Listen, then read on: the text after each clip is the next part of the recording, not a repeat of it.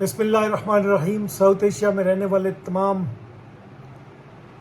سننے اور دیکھنے والوں کو عطا شاہد کا سلام قبول ہو۔ کافی دنوں سے مجھے کچھ دوست کہہ رہے تھے کہ جی آپ ہمیں بتائیں کہ وزارت خارجہ کی جاب کیسی ہوتی ہے اور کس قسم کی جاب ہوتی ہے، اور آپ کافی کنٹری گھوم کے آئے ہیں، تو آپ ہمیں بتائیں کہ اس کے پازیٹیو پہلو کیا ہیں اور نیگیٹو پہلو کیا ہیں، کیا ہمیں فارن آفس کو جوائن کرنا چاہیے یا نہیں کرنا چاہیے۔ تو اس بارے میں آج جو پہلا پروگرام ہے اس پہ مختصراً بات کروں گا، اور آگے چل کر دوسرے پروگرام میں انشاءاللہ پھر تفصیلاً بات ہوگی۔ دیکھیے، فارن آفس وزارت خارجہ جو ہے یہ ایک ایسا ادارہ ہے جو دنیا کے تمام ممالک کے ساتھ پاکستان کے تعلقات کا ذمہ دار ہے، اور اس میں جس دوسرے اداروں کی طرح دو طرح کے افراد کام کرتے ہیں۔ ایک جن کو ہم سٹاف کہتے ہیں، جس میں private secretaries, stenographers, steno typist, assistant, cipher assistant, senior clerk, junior clerk, اور میں ان کو اسسٹنٹ نہیں کہوں گا، نائب کاسب جو ہیں وہ بھی شامل ہیں۔ اس کے علاوہ دوسرا اس کا جو امپورٹنٹ پلر ہے وہ ہے آفیسر کاڈر، جس میں اسسٹنٹ ڈائریکٹر سے لے کے ڈائریکٹر جنرل اور فارن سیکرٹری تک کے لوگ شامل ہوتے ہیں۔ تو دیکھنے میں وزارت خارجہ، کسی ملک کی وزارت خارجہ بھی ہو، اس کا ایک اپنا مقام اور اس کی اپنی ایک رسپیکٹ ہوتی ہے۔ اس کی وجہ یہ ہے کہ وہ، جیسے میں نے پہلے بتایا، کہ وہ دنیا میں کے دوسرے جو 196 یو این کے ممبر ہیں، یا آپ 200 کے قریب جو ممالک ہیں، ان کے ساتھ تعلقات پر بات چیت کرتے ہیں، ان کے ساتھ ٹریڈ پر بات چیت کرتے ہیں، ان کے ساتھ ڈیفنس ریلیشنز پر بات چیت کرتے ہیں، ان کے ساتھ ایجوکیشن پر بات چیت کرتے ہیں۔ تو یہ ایک وسیع دنیا ہے، اور اس میں دونوں پلر جو ہیں، ہمارا سٹاف کا پلر اور دوسرا جو ہے آفیسرز کا پلر، وہ بڑا امپورٹنٹ رول پلے کرتے ہیں۔ اب جب دیکھیں کہ جو آفیسرز کیڈر میں مثلا جو اسسٹنٹ ڈائریکٹر جو منتخب ہو کے آتے ہیں، وہ پبلک سروس کمیشن کے ذریعے آتے ہیں، اور اس کا اسپیشل جو ایگزام، جو سول سروس کا ایگزام ہوتا ہے، اسی کا فارن سروس ایک گروپ کا حصہ ہے۔ تو اس فارن سروس کے حصے میں تمام صوبوں کا، آزاد کشمیر اور گلگت بلتستان کا حصہ ہے۔ جنرل میرٹ، اور پھر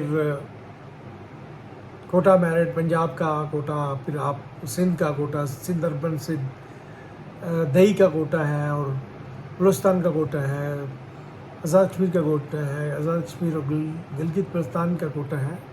اگرچہ ان کا کوٹا آزاد کشمیر اور گلگت بلتستان کا بہت کم ہے، لیکن بہرحال ان کا کوٹا اس میں شامل ہے۔ تو وہ سول سروس کے ایگزام کے تھرو جو لوگ منتخب ہو کے آتے ہیں، وہ فارن آفس میں اسسٹنٹ ڈائریکٹر بھرتی ہوتے ہیں، پھر اس کے بعد وہ ڈپٹی ڈائریکٹر بن جاتے ہیں، پھر وہ ڈائریکٹر بنتے ہیں، اور پھر ڈائریکٹر جنرل بنتے ہیں، پھر اس کے بعد ایڈیشنل سیکرٹری بنتے ہیں، اور پھر فارن سیکرٹری ان میں سے کچھ ایک آدھ سلیکٹ ہو جاتا ہے۔ تو یہ ہے پاکستان میں۔ اور باہر اسی طرح اگر آپ ایمبیسی میں دیکھیں گے تو وہ پہلی پوزیشن جو اسسٹنٹ ڈائریکٹر والی ہے، وہاں پہ تھرڈ سیکرٹری ہوگی، پھر سیکنڈ سیکرٹری ہوگی، پھر فرسٹ سیکرٹری ہوگی، اس کے بعد کونسل کی پوزیشن آ جاتی ہے، اس کے بعد منسٹر کی پوزیشن آ جاتی ہے، اور لاسٹ پہ امبیسڈر مختلف اسکیلز میں ہوتے ہیں، اور مختلف کنٹریز میں اس کی امپارٹنس کے حساب سے امبیسڈر جو ہیں مقرر کیے جاتے ہیں۔ یہ تو ایک سرسری طور پہ تھا. اسی طرح جو ہمارے یہاں پہ اسٹاف ممبر ہیں وہ وہاں پہ جا کے ان کو مثلاً ہم کہہ دیتے ہیں کہ جی جو اپنا اکاؤنٹ اٹیچی ہے یا آپ اپنا اکاؤنٹنٹ بھی آپ ان کو کہہ سکتے ہیں وہاں پہ, اور اسٹینوٹائپسٹ ہیں, پرسنل اسسٹنٹ ٹو انویسٹر ہیں, سیفر اسسٹنٹ ہیں, یہ وہ امبیسی میں یہ اسٹاف کے ممبر ہیں, اور یہ بھی وہاں پہ ایک امبیسی کا حصہ ہوتے ہیں اور بڑا وائٹل پارٹ پلے کرتے ہیں. اور جو یہاں پہ نائب قاصد ہوتے ہیں وہاں پہ ان کو سیکورٹی گارڈ کی حیثیت سے بھیجا جاتا ہے. اگرچہ وہ سیکورٹی کا کام تو کم ہی کرتے ہیں, بٹ لیٹس سے یہ ایک آپ کے لیے ایک شخص موجود ہے جو فرنٹ پہ ہے اور وہ سب کو ریسیو کرتا ہے اور بہرحال ایک امپورٹنٹ رول پلے کرتا ہے. یہ تو ایک میں نے آپ کو سرسری طور پہ ایک تقسیم بتا دی ہے کہ فارن آفس میں اور امبیسی میں کس طرح ہوتا ہے. فارن آفس میں ہیڈ فارن سیکرٹری ہوتا ہے اور امبیسی میں ہیڈ امبیسڈر ہوتا ہے. بہرحال لیکن اس کے علاوہ تمام جو لوگ ہوتے ہیں امبیسی میں یا فارن آفس میں وہ ایک اپنا کلیدی رول پلے کرتے ہیں. یہ ایک نیٹڈ قسم کا ادارہ ہے جس میں ہر آدمی کا رول بڑا امپورٹنٹ ہے. جیسے امبیسی میں اکاؤنٹنٹ کا اور سائفر اسسٹنٹ کا رول انتہائی امپورٹنٹ ہے. اسی طرح اسسٹنٹ وہ اگر کونسل ورک کر رہا ہے تو وہ بھی بڑا امپورٹنٹ ہے. تو تمام رولز جو ہیں وہ انتہائی امپورٹنٹ ہے. اب یہ لوگ جو آفیسر کارڈر کے ہوتے ہیں ان کو تو لینگویج کی ٹریننگ دی جاتی ہے. مثلاً عربک لینگویج ہے, فرینچ ہے, پرشین ہے, اس کے علاوہ اسپینش ہے, جرمن ہے, جاپنیز ہے, چائنیز ہے, اردو لینگویج کی. لیکن ضروری نہیں کہ جس لینگویج میں آپ نے مہارت حاصل کی ہو اسی میں آپ کی پوسٹنگ بھی ہو. لہذا سب سے بڑا مسئلہ جب آپ پوسٹنگ پہ جاتے ہیں تو وہ لینگویج کا ہوتا ہے کہ اگر آپ ایک ایسے کنٹری میں چلے گئے, مثلا آپ فرینچ اسپیکنگ کنٹری میں آ گئے ہیں یا آپ اسپینش اسپیکنگ کنٹری میں ہیں یا آپ عربک اسپیکنگ کنٹری میں ہیں اور آپ کو وہ لینگویج نہیں آتی, تو سب سے بڑا مسئلہ تو شروع سے یہی ہے. تو یہ پھر یہ ہے کہ آپ کے لیے لازم ہے کہ آپ خاص کر آفیسرز کے لیے کہ وہ اپنے پہلے 5-6 ماہ کوشش کریں کہ بیسک لینگویج اگر ضرور سیکھ لیں اگر ان کو وہ لینگویج نہیں آتی تو.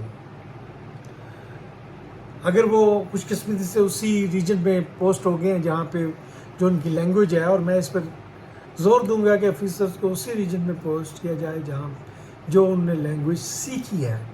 اگرچہ یہ مشکل ہے لیکن پھر بھی ہمیں اس پہ عمل کرنا چاہیے, کیونکہ لینگویج کے بغیر نہ آپ کلچر سمجھ سکتے ہیں نہ آپ ایک بانڈ کریٹ کر سکتے ہیں. مثلا میں اب اٹلی میں پوسٹ ہوا تو مجھے اٹالین نہیں آتی تھی, میں نے فرینچ کی ہوئی تھی, لیکن میں نے اٹالین وہاں سیکھی اور اتنی بیسک سیکھ لی تھی کہ میں کنورس کر سکتا تھا. فارن آفس پہ تو نہیں, لیکن فارن آفس کے دوستوں کے ساتھ بھی میں باہر کر لیتا تھا ان کے ساتھ جب ہم انفارملی ملتے تھے. اور اسی طرح میں مارکیٹ میں جب جاتا تھا تو میں بیسک جو ہے اٹالین جو ہے وہ بول لیتا تھا. جب میں ماسکو میں ہوا پوسٹ تو وہاں میں نے ماسکو میں بھی کوشش کی کہ کچھ اتنی کہ سیکھ لوں کہ مارکیٹ میں جا کے کنورس کر سکوں اور کچھ لوگوں کو متاثر کر سکوں کہ مجھے جو ہے لینگویج آتی ہے. میں نے پشکن کی کتابیں بھی اپنے پاس رکھیں. تو اور دوسرے جو آپ نے ان کے, کیونکہ وہ بڑے رچ کلچر ہے, Russian culture rich language rich culture ہے, تو وہ پھر آپ اگر کوئی بیسک کم از کم لینگویج کو جانتے ہوں تو ضرور آپ کریں. یہ آپ کے لیے بھی مسئلہ ہے اور آپ کے ساتھ جو فیملی ہے اس کے لیے بھی مسئلہ ہے. سب سے بڑا لینگویج کا مسئلہ. دوسرا فوڈ کا مسئلہ. مثلا اگر آپ ایسے کنٹری میں ہیں, ہمارے یہاں جو خاص کر وہ لوگ جن کو حلال اور وہ بڑی سختی کرتے ہیں, حالانکہ اب میں اس کو بلاسفیمی نہ ہو جائے تو بلکہ ان کے کچھ چیزیں جو ہیں, ہاں فوڈ جو حلال و حرام کی ہماری تمیز ہے, اس کے علاوہ جو مثلاً چکن ہے، جب اس پہ بھی کچھ لوگ زور دیتے ہیں کہ جی یہ اسلامی طریقے سے نہیں ہوا. میرے خیال میں وہ اس کو آپ اگر تھوڑا اس انداز سے دیکھیں کہ جی یہ اہل کتاب ہیں اور انہوں نے کیا ہے تو کوئی مسئلہ نہیں پیدا ہوتا. اسی طرح اگر آپ کوریا میں ہیں یا بینکاک میں ہیں تو آپ کو زیادہ نہیں کرنی چاہیے تفتیش کہ کیا ہے، اور چپ کر کے کھا لیں کہ تو وہ بہتر آپ کے لیے رہے گا. زیادہ تر ڈپلومیٹس تو ایسے ہی کرتے ہیں، البتہ اسٹاف ممبران پھر وہ اس تلاش میں رہتے ہیں. اور وہ مسلمانوں سے جو ہم وہاں جان بھی جائیں انفارچونیٹلی وہ نہ تو اتنے کلین ہوتے ہیں اور نہ ہی ان کے حفاظانہ صحت کے اصولوں پہ عمل کرتے ہیں. وہ بس صرف یہ آپ سمجھ لیں کہ اللہ اکبر پڑھ لیتے ہیں اور باقی چیزیں ان کو ساری معاف ہو جاتی ہیں کہ یہ گوشت صحیح ہے یا اس کی کیا. میں نے یہی دیکھا کہ اگر آپ جو جنرل آپ جو چیزیں ممانعت ہے، مثلا جو ہمارے مذہب میں ممانعت ہے وہ آپ گوشت نہ کھائیں، لیکن چکن ہے، مٹن ہے، بیف ہے، اس کی ممانعت تو نہیں ہے نا. اور فش ہے تو فش پہ تو کوئی اعتراض نہیں ہوگا، تو آپ اس طرح کی کریں اور اپنے آپ کو مشکلات میں نہ ڈالیں. یہ میری بہرحال، لیکن بہرحال آپ نے اپنے قائد کے مطابق چلنا ہے اس پہ ہم.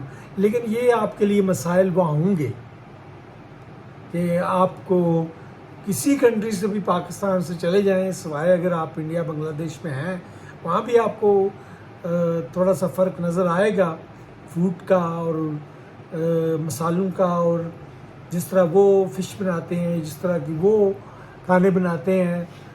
مثلا انڈیا میں جو ہے وہ یوز کرتے ہیں کوکونٹ کو بہت زیادہ، تو آپ کا وہ ٹیسٹ نہیں ڈیولپ ہوتے.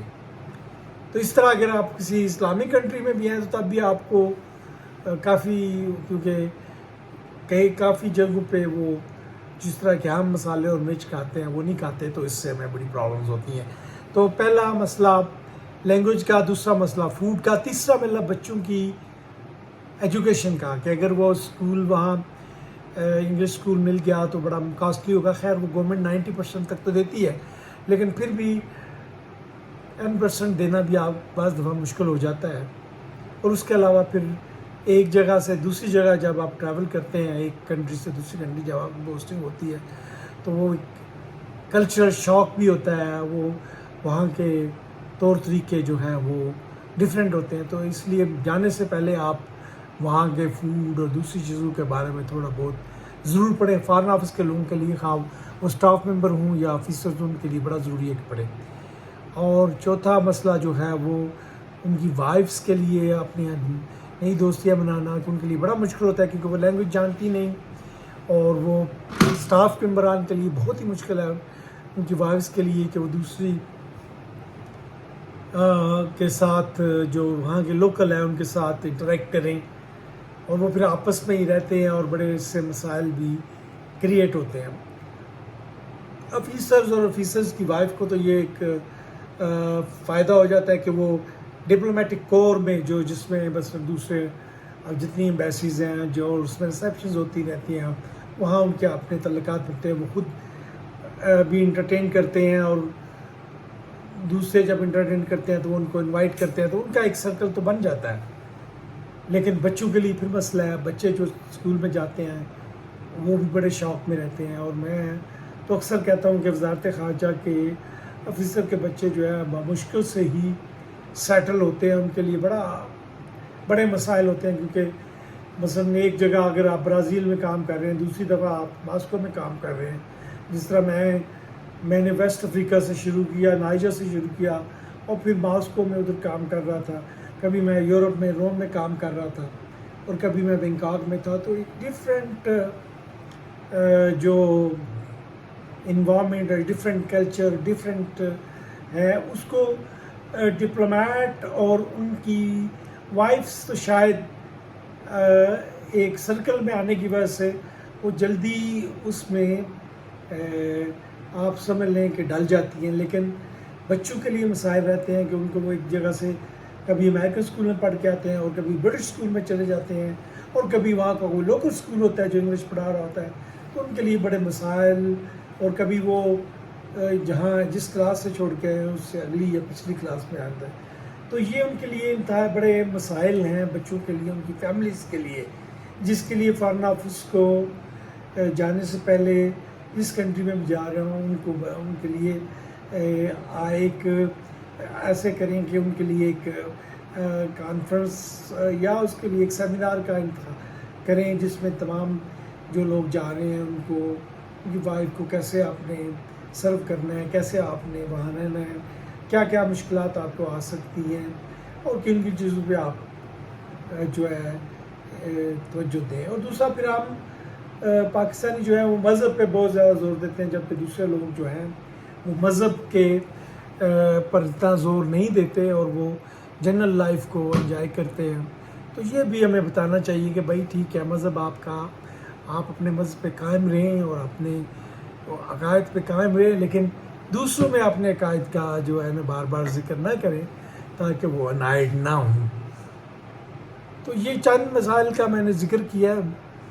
اور باقی جو وہاں لوگ جاتے ہیں وہ کوئی ان کو ایک لمیٹڈ الاؤنس جو ہے وہی ملتا ہے.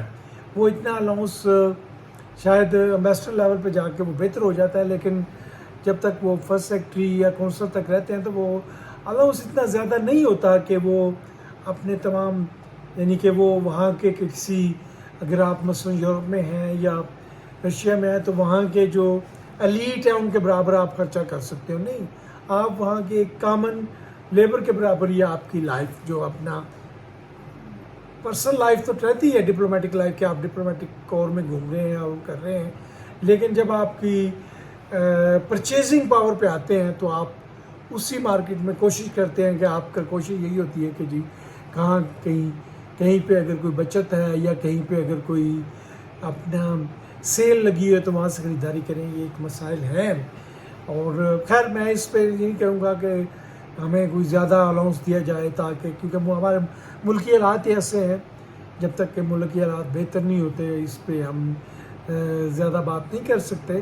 لیکن بہرحال یہ آپ کو یہ ضرور یاد رکھنا ہونا چاہیے، جو جا رہے ہیں ڈپلومیٹس اسپیشلی یا اسٹاف ممبر، تو کوشش کرتے ہیں کہ وہ جو ملتا ہے اسی میں گزارا کریں اور اس کو اور کوئی سیونگ کر کے لے جائیں. اسی طرح ہمارے فارن آفس والے بھی کرتے ہیں، کیونکہ جب پاکستان میں آتے ہیں تو وہ ایک سیٹ اپ میں رہ رہے ہوتے ہیں، تو ان کے پاس کوئی اپنی سیونگ سے پاکستان میں اپنے خرچے چلاتے ہیں. تو وہ کوئی بہت رچ فارن آفس کے لوگ نہیں ہوتے، کیونکہ باہر وہ اگر ان ڈالر میں تنخواہ ملتی ہے تو ان کو ڈالر میں خرچ کرنا پڑتا ہے. ان کو اپنا جو سیٹ اپ ہے وہ اپنے جو جن ڈپلومیٹس کے ساتھ وہ گھوم رہے ہیں اس میں اپنا ان کا ڈریس بھی اچھا ہونا چاہیے. ان کو اگر ان کو کسی کو انوائٹ کر رہا ہے تو انہوں نے اس کو ریسیپروکیٹ کرنا ہے اور دوبارہ اس کو انوائٹ کرنا ہے. تو یہ مسائل آپ دیکھ لیں، اس پہ پھر انٹرٹین بھی کرنا ہے آپ نے، تو آپ نے ایک اپنا اسٹینڈرڈ رکھنا ہے. تو اس میں پھر آپ کا الاؤنس بھی، آپ کا جو آپ کو انٹرٹین ملنا ہے وہ تو خرچ ہو جاتا ہے، پھر آپ کا اپنا الاؤنس بھی کچھ خرچ ہو جاتا ہے. تو زیادہ سیونگ جو ہے وہ اوائل عمری میں نہیں ہوتی. شاید وہ اگر آپ اکیلے ہیں تو شاید کر لیں، یا کسی آپ افریقن کنٹری میں ہیں یا کوئی آپ اس طرح کی کنٹری میں ہیں جہاں کوئی آپ کو بینیفٹ مل جائے. مثلا زیادہ تر وہ افریقن کنٹری میں ہی، یا آپ آسین کنٹری میں کچھ ویتنام وغیرہ، اب تو ویتنام بھی کافی مہنگا ہو گیا ہے. تو اس طرح کی کنٹری میں اگر ہے، کمبوڈیا میں ہے، تو شاید آپ کچھ کی سیونگ کچھ زیادہ کر لیں. تو ادروائز آپ یہ نہ سمجھیں کہ وزارت خارجہ میں اگر آپ جائیں گے تو آپ امیر ہو جائیں گے. میں بھی امبیسڈر لیول پہ جا کے آپ کو کچھ ورکس اگر 2-3 آپ کو امبیسڈر سائن مل جاتی ہیں تو شاید اتنے کے پیسے مل جائیں گے، آپ ایک اچھا سا گھر بنا لیں، اور اس سے زیادہ کچھ نہیں ہوگا، اور ایک اسمال گاڑی رکھ لیں. تو اس سے زیادہ آپ کی جو سروس اگر آپ سیدھی طریقے سے کر رہے ہیں تو کوئی نہیں ہوگی. اگر دوسرے کچھ لوگ جو ٹریڈ وغیرہ جس کی اجازت نہیں، اگر وہ کرتے ہیں تو میں نے دیکھا کہ وہ زیادہ تر وہ مشکلات نہیں رہتے ہیں. تو اس لیے بہتر یہی ہے کہ آپ سیدھا چلیں اور سیدھے. لیکن آپ جو جوائن کرنا چاہتے ہیں ان کے لیے یہ بھی ہے کہ پازیٹیو پوائنٹس اس کے یہ ہیں کہ آپ ایک مختلف کنٹریز دیکھتے ہیں، آپ ڈپلومیٹک کور میں گھوم رہے ہوتے ہیں، آپ جہاں بھی جاتے ہیں آپ کے لیے سیٹ ہوتی ہے، آپ کے لیے پاس ڈپلومیٹک پاسپورٹ ہوتا ہے، اگرچہ اب وہ پاکستانی ڈپلومیٹک پاسپورٹ، لیکن پھر بھی کچھ رسپیکٹ جو ہے وہ ہے.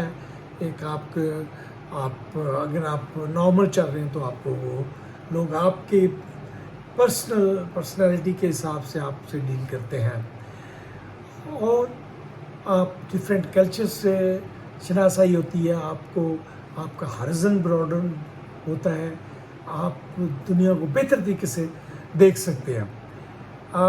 اس کے علاوہ جو اس کے نیگیٹو پہلو ہیں اس میں نے آپ کو بتا دیا ہے کہ آپ کو لینگویج سیکھنی پڑے گی، آپ کو فوڈ کا ایشو ہوں گے، آپ کو کلچر کے ایشو ہوں گے، آپ کو اپنے بچوں کے لیے ایشوز ہوں گے جو کانسٹنٹلی رہتے ہیں، اور بعض فیملی میں تو کافی میں نے سیریس بھی دیکھے ہیں. تو یہ آپ جو بھی ایز اے اس کو جوائن کرنا چاہتے ہیں ایز اے اسٹاف ممبر یا ایز اے آفیسر، وہ دیکھ لیں کہ اگر مثلاً ماسکو میں ہے تو بہت سردی میں -40 میں بھی رہ رہے ہیں، تو اگر آپ کا ہیلتھ ایشو بھی ہو سکتے ہیں. تو ساری چیزیں جو یہ آپ کو اس کو آپ اپنا توازن کر کے اگر آپ پھر بھی دنیا گھومنا چاہتے ہیں تو وائی ناٹ. فارن آفس وزارت خارجہ جو ہے وہ آپ کو یہ اپرچونیٹیز پرووائڈ کرتا ہے.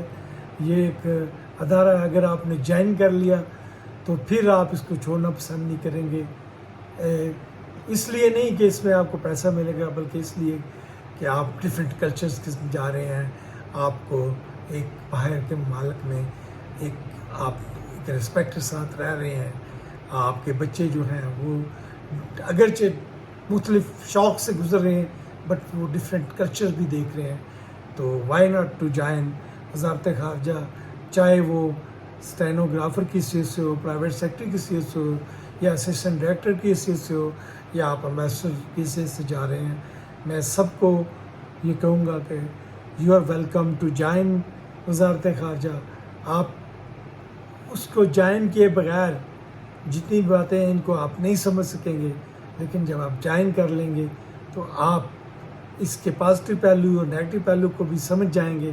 لیکن پھر بھی آپ کہیں گے نہیں، میں وزارت خارجہ ہی جوائن کروں گا اور وزارت خارجہ میں ہی رہوں گا. وما علینا الا البلاغ.